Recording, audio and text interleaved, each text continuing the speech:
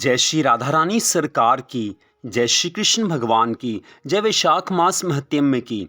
मंदिर शिव बंसी वाले महात्मा यूट्यूब चैनल की ओर से आज से हम आपको वैशाख मास महत्म्य की कथाओं को सुनाना आरंभ कर रहे हैं। आज वैशाख मास महत्म्य के पहले अध्याय की कथा को हम आपको सुनाने जा रहे हैं। आप सभी जानते हैं कि मनुष्य का जन्म भगवान की बड़ी ज़्यादा कृपा से मिलता है और इस मनुष्य जीवन में भगवान की कृपा को प्राप्त करने के लिए भगवान के चरणों का आश्रय लेना चाहिए, भगवान की भक्ति करनी चाहिए। और जो मनुष्य पूरी श्रद्धा भावना से सदा भगवान के चरणों में मन लगाते हैं, भगवान की भक्ति करते हैं, उनके जीवन के दुखों को भगवान दूर कर देते हैं। भगवान अपने भक्तों को सुख, संपत्ति, आनंद प्रदान करते हैं। और इस वैशाख मास में जो मनुष्य सच्ची श्रद्धा भावना से भगवान की भक्ति करते हैं, सब नियमों का पालन करते हैं, उनके ऊपर भगवान की बहुत अधिक कृपा हो जाती है। तो वैशाख मास महत्म्य की कथाओं को प्रतिदिन सुनना बहुत ज़्यादा मंगलकारी कहा गया है। तो वैशाख मास महत्म्य के पहले अध्याय की कथा इस प्रकार है। भगवान श्री नारायण जी, नर श्रेष्ठ नर, देवी सरस्वती जी तथा महर्षि वेद व्यास जी को नमस्कार करके भगवान की विजय कथा से परिपूर्ण इतिहास, पुराण आदि का पाठ करना चाहिए। श्री सूत जी महाराज कहने लगे हैं कि राजा अम्बरीश ने परमेष्ठी ब्रह्मा जी के पुत्र देवऋषि नारद जी से पुण्यमय वैशाख मास का महात्म्य इस प्रकार पूछा है। आज राजा अम्बरीश देवऋषि नारद जी से कहने लगे हैं कि हे ब्राह्मण, मैंने आपसे सभी मासों का महात्म्य सुना।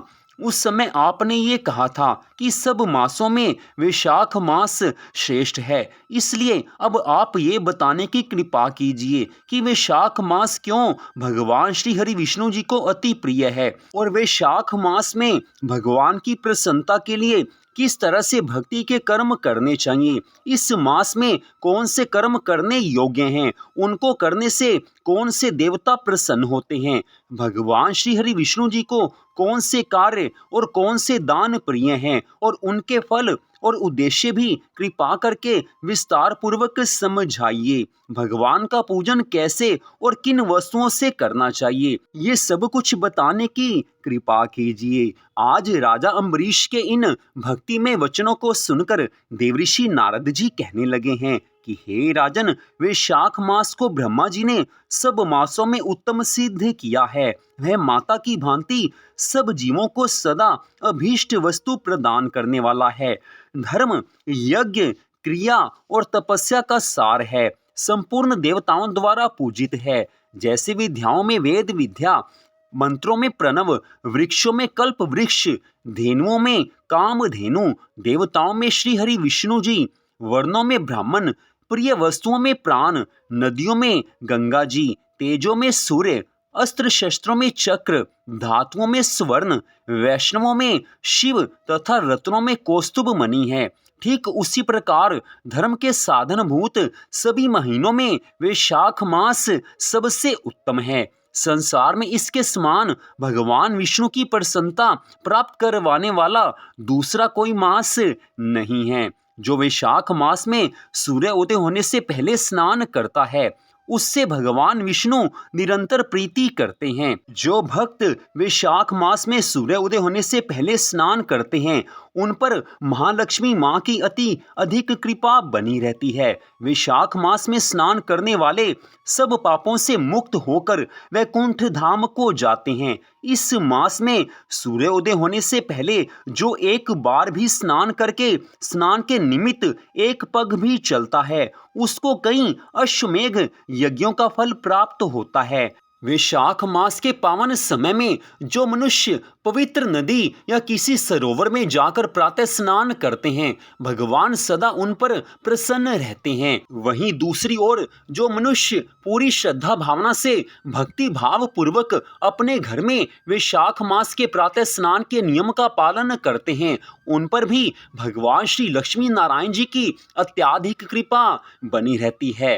हे राजन, वैशाख मास में प्रातः स्नान के नियम का पालन करने मात्र से मनुष्य वैकुंठ धाम को प्राप्त कर सकता है। मनुष्य जीवन भगवान की कृपा से मिला हुआ है और इस मनुष्य जीवन में जिसने अपने मन को भगवान के श्री चरणों में लगाया है उससे भगवान सदा प्रसन्न रहते हैं।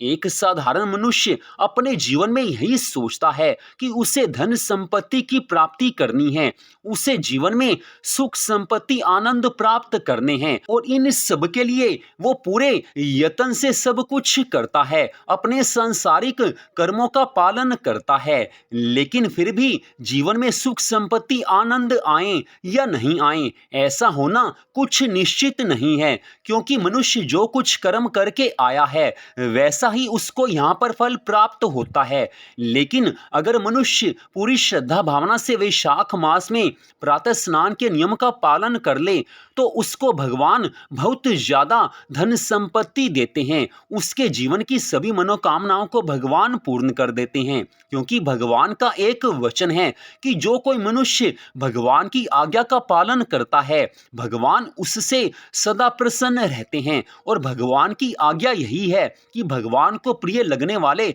इस वैशाख मास में प्रातः स्नान के नियम का पालन किया जाए। तो जो भगवान की आज्ञा मानकर वैशाख मास में प्रातः स्नान करते हैं भगवान सदैव उन पर अपनी कृपा करते रहते हैं। जिस परिवार में वैशाख मास में प्रातः स्नान के नियम का पालन होता है उस घर को, उस परिवार को महालक्ष्मी माँ कभी छोड़कर नहीं जाती हैं।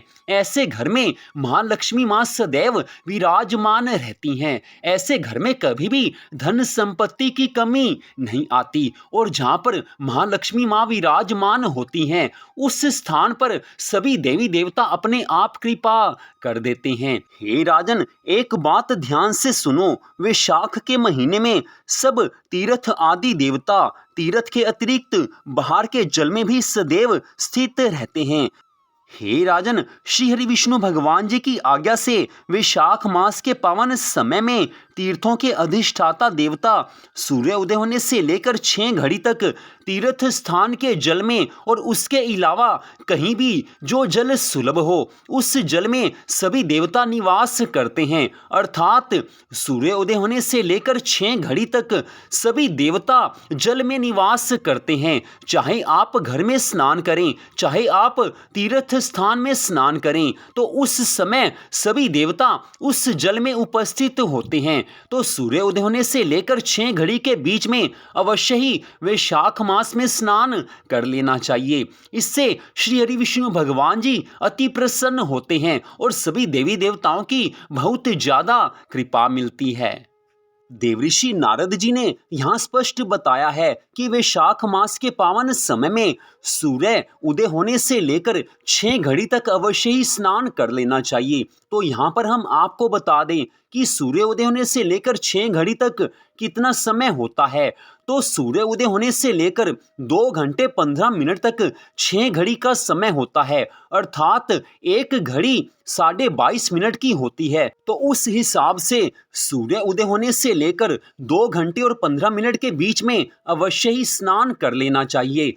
इससे भगवान अत्यंत प्रसन्न होते हैं। जो भगवान जी की इस आज्ञा का पालन करते हैं उन पर भगवान सदैव प्रसन्न होते हैं, उन्हें सभी तरह के सुख संपत्ति आनंद भगवान प्रदान करते हैं। तो वैशाख मास की पहले अध्याय की इस कथा में स्पष्ट बताया गया है कि वैशाख मास में जो सबसे पहला धर्म है वो है वैशाख मास में प्रातः स्नान के नियम का पालन करना।